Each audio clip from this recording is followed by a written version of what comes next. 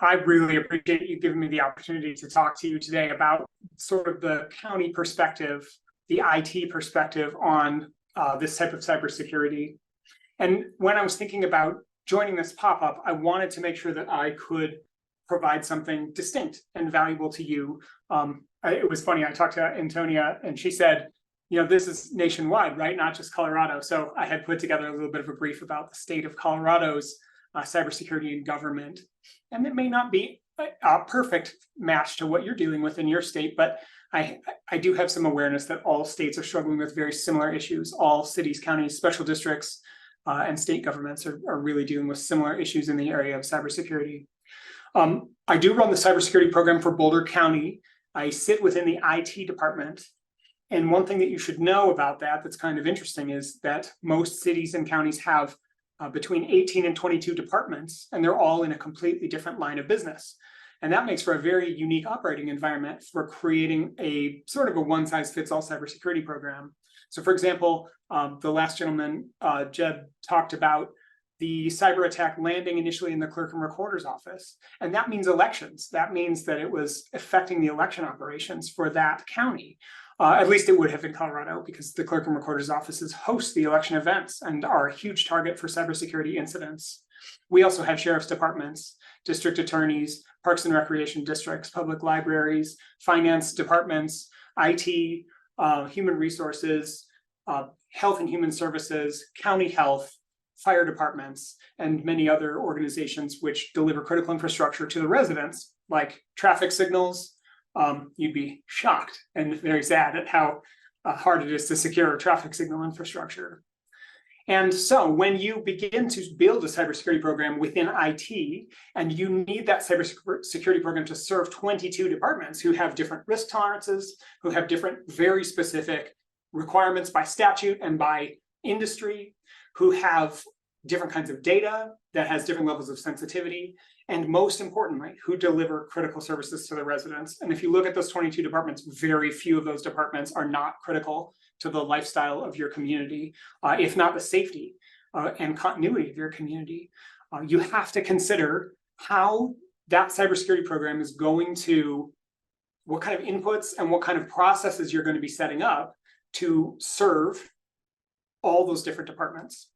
So when I look at a district attorney's office, and I do have a district attorney's office that my program defends,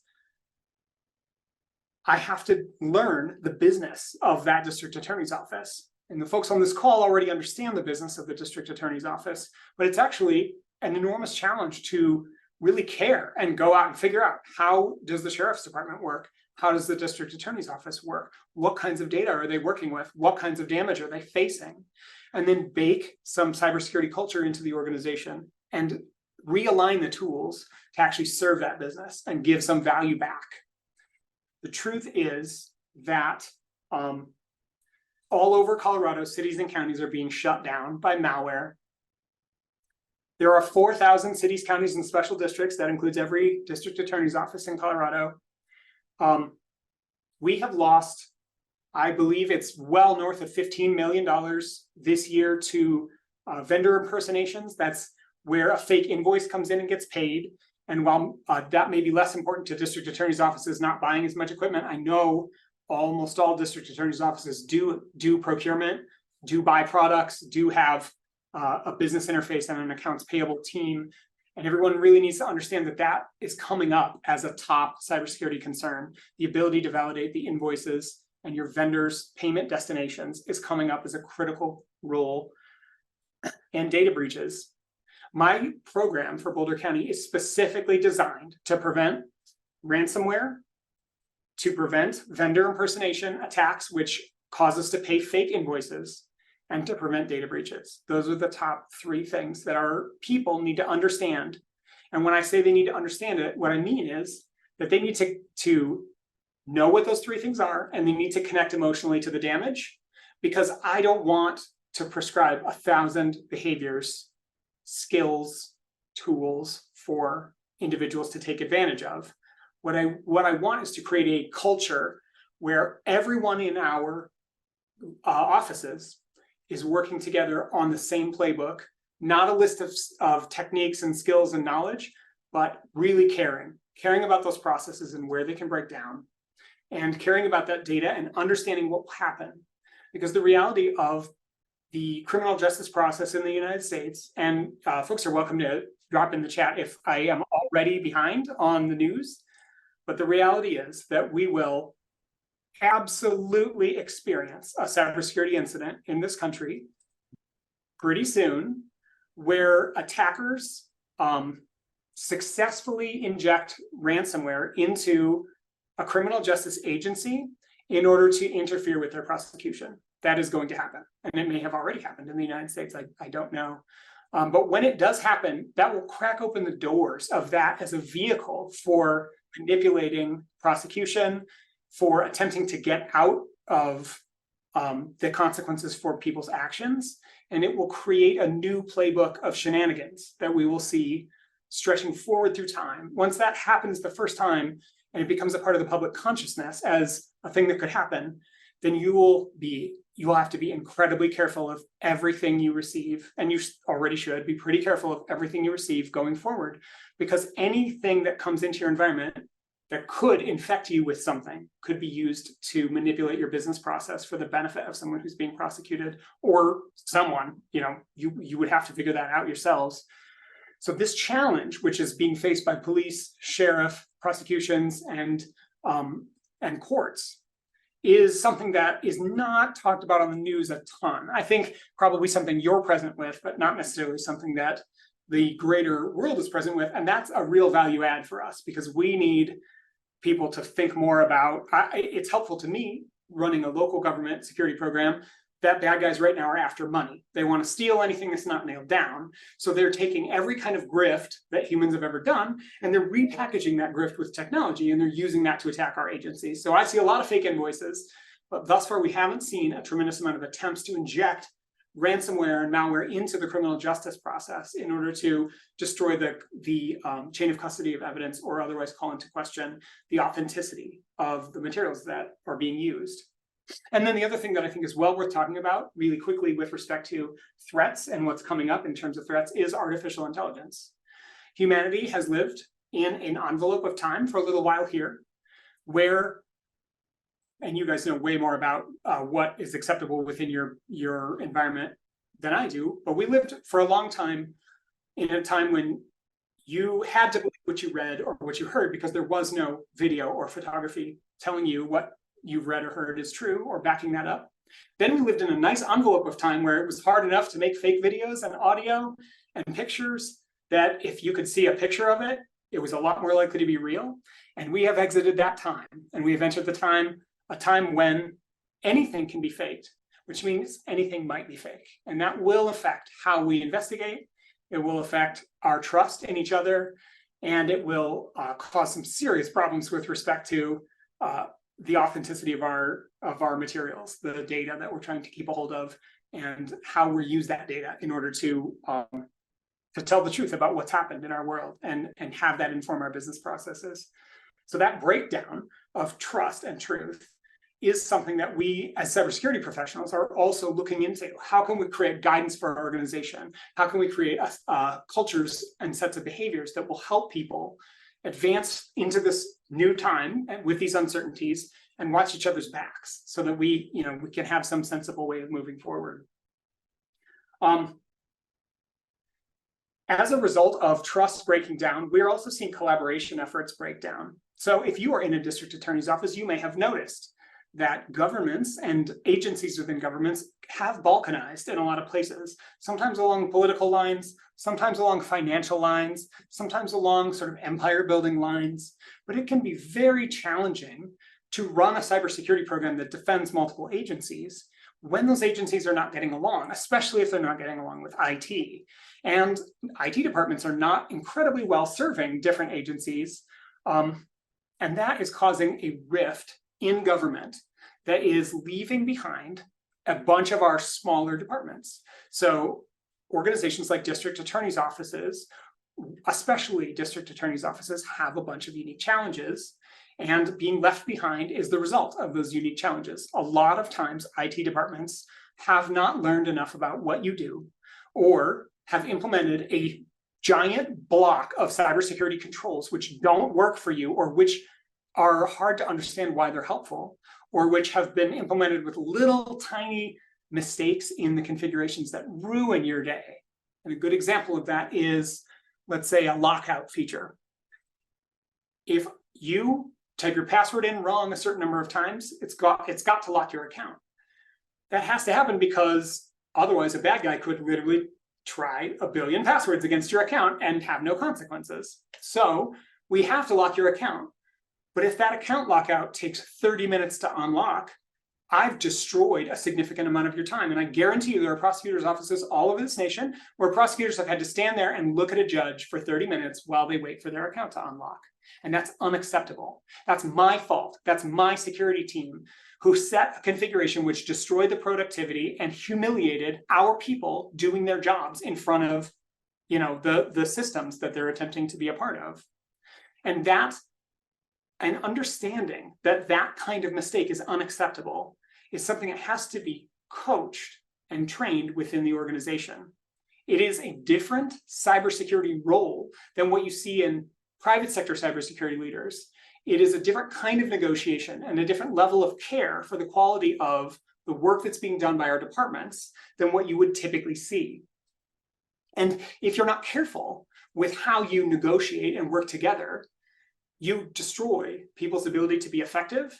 And you folks cannot be blamed for immediately beginning to work around our security protocols if I destroy your ability to be productive. Your teams are going to begin to work around those protocols, and those workarounds are the true weakness. They're the real point at which we will get annihilated by attackers who, again, as Jed pointed out, are not going to put significant effort into this. They're going to look for something easy. The easiest thing in the world is a lone individual using a technology suite that's not part of a holistic protection program. And so what we need to do at the very heart of the problem is we need to begin to break down organizational wounds and barriers. And district attorneys' offices need to know who is providing them their IT support and who is building the culture of security within their organizations. And if it is no one, and that's okay, if that's where you are today, or if it is almost no one, or if it is untrusted partners, we have to begin to trust each other. We have to restart our relationships right away, because something has to be true. And what has to be true is someone in your organization, either in your district attorney's office or in a county or in multiple counties or in your IT vendor, which is the least good of all these solutions, must have cybersecurity responsibilities. And those responsibilities are not about settings. They're not. Settings are not the deal. What it's about is, are our people working together? Do they know how to ask for help? Are they willing to ask for help if they have a weird situation? Are they willing to report a misconfiguration or something janky? Are they able to say, this setting is ruining my ability to do business, but I'm not saying we're not going to do any security. Let's negotiate a variation on the setting which would allow us to do business. And if everyone is working together in that way, you're quickly going to develop a bunch of improved cybersecurity across the organization. You have 5 minutes left. Excellent. So I just wanted to point out that the real move that we need to do within our organizations is figure out who is going to do cybersecurity for your organization. We cannot ask attorneys to be cybersecurity experts. We can ask them to be culture participants, but we can't ask them to be cybersecurity experts within our organizations. We cannot ask non-technical people because there are a bunch of technical elements to it. And as a fun twist, we probably cannot hire the people that we need to do this work because, at least in Colorado, there are 2 open cybersecurity positions for every cybersecurity practitioner in the state. So what most district attorneys' offices will need to do is either identify someone within the IT department and work their political process to make sure that person becomes the cybersecurity champion, an effective champion within the agency, or they need to identify someone internally who is coordinating technology and add to their responsibilities, even if it's a pain in the butt, the responsibility of learning about cybersecurity and building a cybersecurity culture within the district attorney's office and building branches out towards the rest of the organization in order for everyone to become interconnected again and align all of the different kinds of crazy data flows and tools and email suites and computers, cell phones, and begin to talk about this. I just did a brief too at the Colorado Special Districts Association. There are 3,000 special districts in Colorado. I had hundreds of people in the talk, and almost none of them were aware of the fact that last Friday was an Apple vulnerability that is so bad that Apple is going back to every old version of the operating system to add in a patch for this vulnerability so that everyone on earth who has an Apple product is going to be able to get the update applied.